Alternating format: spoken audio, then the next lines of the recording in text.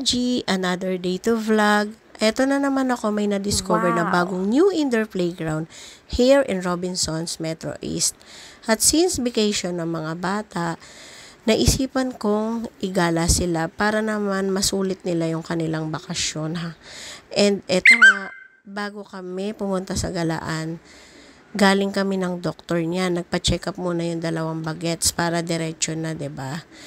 And ayan nga, nagutom kami. Kaya nag-decide kaming kumain muna para dire-diretso na silang maglalaro. Kasi kapag nandoon na, ang hirap-hirap pakainin, lalo na tong bulilit na to. Kasi gusto maglaro na lang ng maglaro eh. At eto nga, pag akyat mo sa 3rd floor, bubungad na kaagad sa inyo itong napakalawak na playground, which is si Jollyland na naman. At ito yung price nila, post nyo na lang for reference. Pagpasok nyo nga pala sa entrance, bubungad na kaagad sa inyo yung napakalawak nilang bump car area. Talagang excited na yan itry ng mga bagets ko. At meron nga pala sila ditong ino-offer na only play at affordable siya compare sa ibang indoor playground.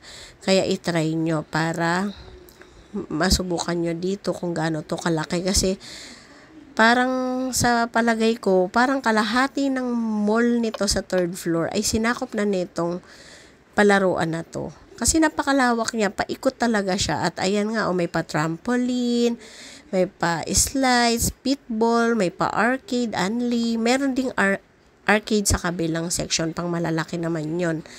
Kaya sulit na sulit kapag dinala nyo yung mga bagets nyo dito. At sa mga tinatamad bantay, ito yon, 'di ba? O char.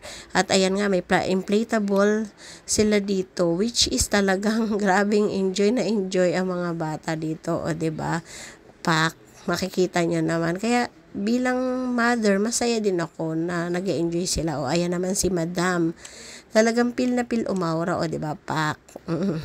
Kaya nakakatuwa na ganyan yung aking mga bagets. Talagang masaya na sila sa ganitong mga paraan lang. At ayan nga, may mga pa-sand station din sila. Ayan na yung sinasabi ko sa inyong arcade na malalaki. Kasama yan din dito. Then, meron ayan din, dinosaurs.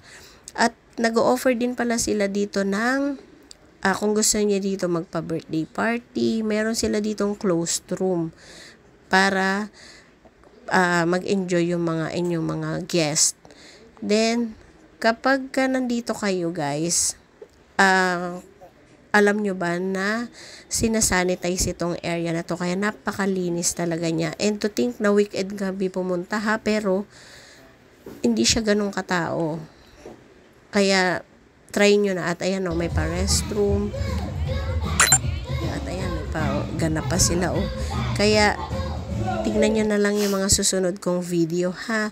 And please follow and share.